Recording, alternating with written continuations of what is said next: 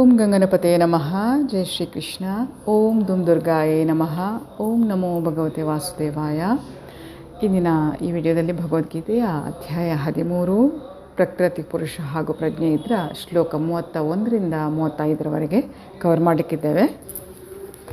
ಶ್ಲೋಕ 31. ಯದಾ ಭೂತ ಪೃಥಕ್ ಭಾವಂ ಏಕಸ್ಥಂ ಅನುಪಶ್ಯತಿ ತತಃ ಏವ ಚ ವಿಸ್ತಾರಂ ಬ್ರಹ್ಮ ಸಂಪದ್ಯತೆ ತದಾ. ವಿವೇಚನೆಯುಳ್ಳ ಮನುಷ್ಯನು ಬೇರೆ ಬೇರೆ ಐಹಿಕ ದೇಹಗಳ ಕಾರಣದಿಂದ ಬೇರೆ ಬೇರೆ ಅಸ್ತಿತ್ವಗಳನ್ನು ನೋಡುವುದನ್ನು ಬಿಟ್ಟಾಗ ಮತ್ತು ಎಲ್ಲೆಲ್ಲೂ ಜೀವಿಗಳು ಹೇಗೆ ವಿಸ್ತಾರ ಹೊಂದುತ್ತಾರೆ ಎನ್ನುವುದನ್ನು ಕಂಡಾಗ ಅವನು ಬ್ರಹ್ಮನ್ ಪರಿಕಲ್ಪನೆಯನ್ನು ತಲುಪುತ್ತಾನೆ. ಜೀವಿಗಳ ಬೇರೆ ಬೇರೆ ದೇಹಗಳು ಜೀವಾತ್ಮನ ಬೇರೆ ಬೇರೆ ಬಯಕೆಗಳ ಕಾರಣದಿಂದ ಆದವು. ದೇಹಗಳು ಆತ್ಮಕ್ಕೆ ಸೇರಿದವಲ್ಲ. ಇದನ್ನು ಮನುಷ್ಯನು ನೋಡಲು ಸಾಧ್ಯ ಆದಾಗ ಅವನು ನಿಜವಾಗಿ ನೋಡುತ್ತಾನೆ. ಬದುಕಿನ ಐಹಿಕ ಪರಿಕಲ್ಪನೆಯಲ್ಲಿ ಒಬ್ಬನು ದೇವತೆಯಾಗಿ ಮತ್ತೊಬ್ಬನು ಮನುಷ್ಯನಾಗಿ, ನಾಯಿ ಬೆಕ್ಕು ಇತ್ಯಾದಿಯಾಗಿ ನಮಗೆ ಕಾಣುತ್ತಾರೆ. ಇದು ಐಹಿಕ ದೃಷ್ಟಿ, ವಾಸ್ತವ ದೃಷ್ಟಿಯಲ್ಲ. ಈ ಐಹಿಕ ಭಿನ್ನತೆಗೆ ಬದುಕಿನ ಐಹಿಕ ಪರಿಕಲ್ಪನೆಯೇ ಕಾರಣ. ಐಹಿಕ ದೇಹವು ನಾಶವಾದ ಅನಂತರ ಜೀವಾತ್ಮ ಒಂದೇ.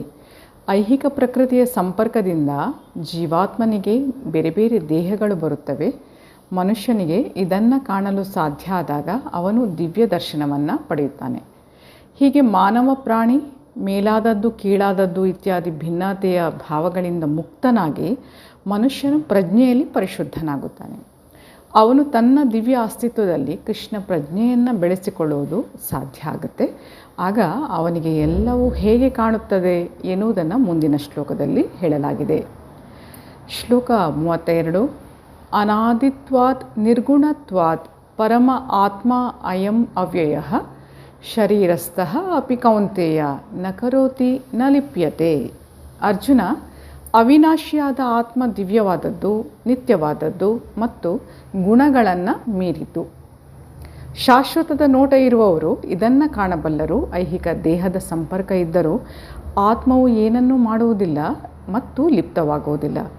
ಐಹಿಕ ದೇಹವು ಜನ್ಮ ತಾಳುವುದರಿಂದ ಜೀವಿಯು ಜನ್ಮ ತಾಳಿದಂತೆ ಕಾಣುತ್ತದೆ. ಆದರೆ ವಾಸ್ತವವಾಗಿ ಜೀವಿಯು ನಿತ್ಯನು. ಐಹಿಕ ದೇಹದಲ್ಲಿ ಇದ್ದರೂ ಅವನು ದಿವ್ಯನಾದವನು ಮತ್ತು ನಿತ್ಯನಾದವನು. ಆದ್ದರಿಂದ ಅವನನ್ನು ನಾಶ ಮಾಡಲು ಸಾಧ್ಯ ಇಲ್ಲ. ಸ್ವಭಾವತಃ ಅವನು ಆನಂದಮಯ. ಆತನು ಯಾವುದೇ ಐಹಿಕ ಕರ್ಮಗಳಲ್ಲಿ ತೊಡಗುವುದಿಲ್ಲ. ಆದ್ದರಿಂದ ಆತನಿಗೆ ಐಹಿಕ ದೇಹಗಳ ಸಂಪರ್ಕವಾದದ್ದರಿಂದ ಅವನು ಮಾಡುವ ಕರ್ಮಗಳು ಅವನನ್ನು ಬಂಧಿಸುವುದಿಲ್ಲ. ಶ್ಲೋಕ 33. ಯಥಾ ಸರ್ವಗತಂ ಸೌಕ್ಷ್ಮ್ಯಾತ್ ಆಕಾಶಂ ನ ಉಪಲಿಪ್ಯತೆ ಸರ್ವತ್ರ ಅವಸ್ಥಿತಃ ದೇಹೇ ತಥಾ ಆತ್ಮ ನ ಉಪಲಿಪ್ಯತೆ. ಆಕಾಶವು ಎಲ್ಲೆಲ್ಲಿಯೂ ಇದ್ದರೂ ತನ್ನ ಸೂಕ್ಷ್ಮ ಸ್ವರೂಪದಿಂದಾಗಿ ಅದು ಯಾತರೊಡನೆಯೂ ಬೆರೆಯುವುದಿಲ್ಲ.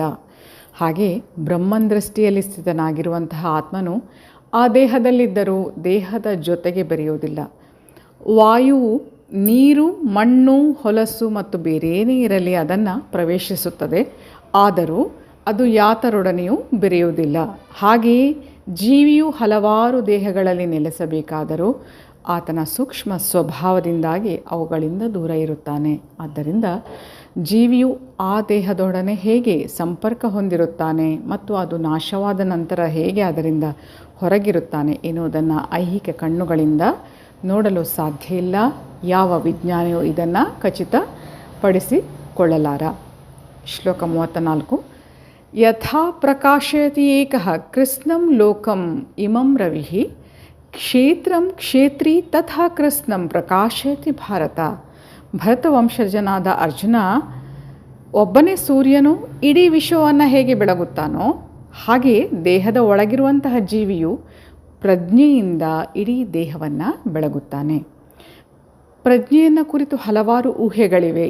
ಭಗವದ್ಗೀತೆಯು ಇಲ್ಲಿ ಸೂರ್ಯ ಮತ್ತು ಸೂರ್ಯ ಪ್ರಕಾಶಗಳ ಉದಾಹರಣೆಯನ್ನು ಕೊಟ್ಟಿದ್ದಾರೆ.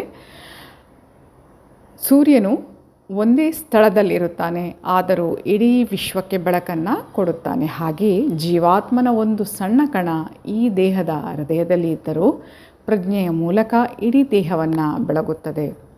ಸೂರ್ಯಪ್ರಕಾಶ ಅಥವಾ ಬೆಳಕು ಸೂರ್ಯನಿದ್ದಾನೆ ಎನ್ನುವುದಕ್ಕೆ ಪುರಾವೆಯಾದಂತೆ ಪ್ರಜ್ಞೆಯು ಆತ್ಮನ ಇರುವಿಕೆಗೆ ಪುರಾವೆ. ದೇಹದಲ್ಲಿ ಆತ್ಮವಿದ್ದಾಗ ದೇಹದಲ್ಲಿ ಎಲ್ಲೆಲ್ಲಿಯೂ ಪ್ರಜ್ಞೆ ಇರುತ್ತದೆ. ಆತ್ಮವು ದೇಹವನ್ನು ಬಿಡುತ್ತಲೇ ಪ್ರಜ್ಞೆಯೂ ಇರುವುದಿಲ್ಲ. ಬುದ್ಧಿವಂತನಾದ ಯಾವುದೇ ಮನುಷ್ಯ ಇದನ್ನು ಸುಲಭವಾಗಿ ಅರ್ಥ ಮಾಡಿಕೊಳ್ಳಬಲ್ಲ. ಆದ್ದರಿಂದ ಪ್ರಜ್ಞೆಯು ಜಡವಸ್ತುವಿನ ಸಂಯೋಜನೆಯಿಂದ ಆದದ್ದಲ್ಲ, ಅದು ಜೀವಿಯ ಲಕ್ಷಣ. ಜೀವಿಯು ಗುಣಾತ್ಮಕವಾಗಿ ಪರಮಾತ್ಮನೊಂದಿಗೆ ಒಂದಾದರೂ ಅವನು ಪರಮೋನ್ನತನಲ್ಲ. ಏಕೆಂದರೆ ಒಂದು ದೇಹದ ಪ್ರಜ್ಞೆಯು ಇನ್ನೊಂದು ದೇಹದ ಪ್ರಜ್ಞೆಯೊಂದಿಗೆ ಪಾಲುಗೊಳ್ಳುವುದಿಲ್ಲ.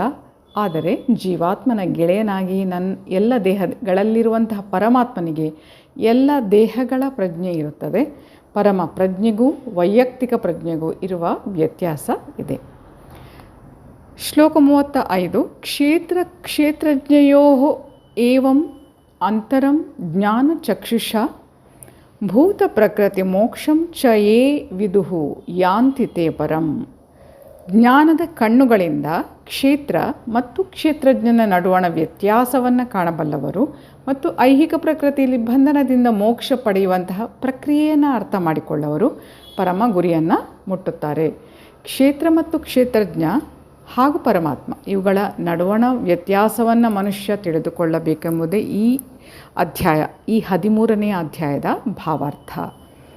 8ರಿಂದ 12ನೇ ಶ್ಲೋಕದವರೆಗೆ ವರ್ಣಿಸಿರುವ ಹಾಗೆ ಮೋಕ್ಷದ ಪ್ರಕ್ರಿಯೆಯನ್ನು ತಿಳಿದುಕೊಳ್ಳಬೇಕು. ಆಗ ಪರಮ ಗುರಿಯ ಕಡೆಗೆ ಸಾಗಬಹುದು. ಶ್ರದ್ಧಾವಂತ ಮನುಷ್ಯನು ಮೊದಲನೇದಾಗಿ ದೇವರ ವಿಷಯವನ್ನು ಕೇಳಲು ಒಳ್ಳೆಯ ಸಹವಾಸವನ್ನು ಮಾಡಬೇಕು. ಹೀಗೆ ಕ್ರಮವಾಗಿ ಜ್ಞಾನೋದಯವನ್ನು ಸಾಧಿಸಬೇಕು. ಮನುಷ್ಯನು ಒಬ್ಬ ಗುರುವನ್ನು ಸ್ವೀಕರಿಸಿದರೆ ಜಡವಸ್ತು ಮತ್ತು ಚೇತನಗಳ ನಡುವೆ ವ್ಯತ್ಯಾಸವನ್ನು ಕಾಣಲು ಕಲಿಯಬಹುದು. ಇನ್ನೂ ಹೆಚ್ಚಿನ ಆಧ್ಯಾತ್ಮಿಕ ಸಾಕ್ಷಾತ್ಕಾರಕ್ಕೆ ಇದು ಮೆಟ್ಟಿಲಾಗುತ್ತದೆ. ಹಲವಾರು ಉಪದೇಶಗಳಿಂದ ಗುರು ತನ್ನ ಶಿಷ್ಯನಿಗೆ ಬದುಕಿನ ಐಹಿಕ ಪರಿಕಲ್ಪನೆಯಿಂದ ಬಿಡುಗಡೆಯಾಗಲು ಹೇಳಿಕೊಡುತ್ತಾನೆ. ಉದಾಹರಣೆಗೆ ಭಗವದ್ಗೀತೆಯಲ್ಲಿ ಕೃಷ್ಣನು ಅರ್ಜುನನನ್ನು ಐಹಿಕ ಪರಿಗಣನೆಗಳಿಂದ ಬಿಡುಗಡೆ ಮಾಡಲು ಉಪದೇಶಿಸುತ್ತಿರುವುದನ್ನು ನಾವು ಕಾಣುತ್ತೇವೆ. ದೇಹವು ಜಡವಸ್ತು ಎನ್ನುವುದನ್ನು ಅರ್ಥ ಮಾಡಿಕೊಳ್ಳಬಹುದು. ಇದನ್ನು ಅದರ 24 ಘಟಕಾಂಶಗಳೊಂದಿಗೆ ವಿಶ್ಲೇಷಣೆ ಮಾಡಬಹುದು. ದೇಹವು ಜಡ ಅಭಿವ್ಯಕ್ತಿ, ಮನಸ್ಸು ಮತ್ತು ಮಾನಸಿಕ ಪರಿಣಾಮಗಳು ಸೂಕ್ಷ್ಮ ಅಭಿವ್ಯಕ್ತಿ. ಈ ಲಕ್ಷಣಗಳ ಪರಸ್ಪರ ಪ್ರತಿಕ್ರಿಯೆಯು ಬದುಕಿನ ಲಕ್ಷಣ. ಆದರೆ ಇದನ್ನು ಮೀರಿ ಆತ್ಮನಿದ್ದಾನೆ, ಪರಮಾತ್ಮನೂ ಇದ್ದಾನೆ. ಆತ್ಮನೂ ಪರಮಾತ್ಮನೂ ವಿಭಿನ್ನರು. ಆತ್ಮ ಮತ್ತು 24 ಘಟಕಾಂಶಗಳು ಇವುಗಳ ಸಂಯೋಜನೆಯಿಂದ ಈ ಐಹಿಕ ಜಗತ್ತು ಕೆಲಸ ಮಾಡುತ್ತಿವೆ. ಇಡೀ ಐಹಿಕ ಅಭಿವ್ಯಕ್ತಿಯನ್ನು ಆತ್ಮ ಮತ್ತು ಘಟಕಾಂಶಗಳ ಸಂಯೋಜನೆ ಎಂದು ಕಾಣಬಲ್ಲವರು ಮತ್ತು ಪರಮಾತ್ಮನ ಸ್ಥಾನವನ್ನು ಕಾಣಬಲ್ಲವನು ದಿವ್ಯಲೋಕಕ್ಕೆ ಸಾಗಿ ಹೋಗಲು ಅರ್ಹನಾಗುತ್ತಾನೆ.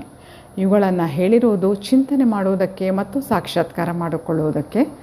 ಮನುಷ್ಯನು ಗುರುವಿನ ನೆರವಿನಿಂದ ಈ ಅಧ್ಯಾಯವನ್ನು ಸಂಪೂರ್ಣವಾಗಿ ಅರ್ಥ ಮಾಡಿಕೊಳ್ಳಬೇಕು. ಮೈ ಡಿಯರ್ ಫ್ರೆಂಡ್ಸ್, ಇಲ್ಲಿಗೆ ಶ್ರೀಮದ್ ಭಗವದ್ಗೀತೆಯ ಪ್ರಕೃತಿ, ಪುರುಷ ಹಾಗೂ ಪ್ರಜ್ಞೆ ಎಂಬ 13ನೇ ಅಧ್ಯಾಯದ ಭಕ್ತಿ ವೇದಾಂತ ಭಾವಾರ್ಥ ಮುಗಿಯಿತು. ಇನ್ನು ಮುಂದಿನ ಅಧ್ಯಾಯದೊಂದಿಗೆ ಮುಂದಿನ ಶ್ಲೋಕಗಳೊಂದಿಗೆ ತಮ್ಮನ್ನು ಮತ್ತೆ ಭೇಟಿಯಾಗ್ತಾನೆ. ಅಲ್ಲಿಯವರೆಗೆ ಧನ್ಯವಾದಗಳು. Please take care. Have a good day. ಜೈ ಶಿವಶಕ್ತಿ, ಜೈ ಮಾ ಕಾಳಿ, ಜೈ ಶ್ರೀಕೃಷ್ಣ. ಶ್ರೀಕೃಷ್ಣಾರ್ಪಣಮಸ್ತು. Thank you.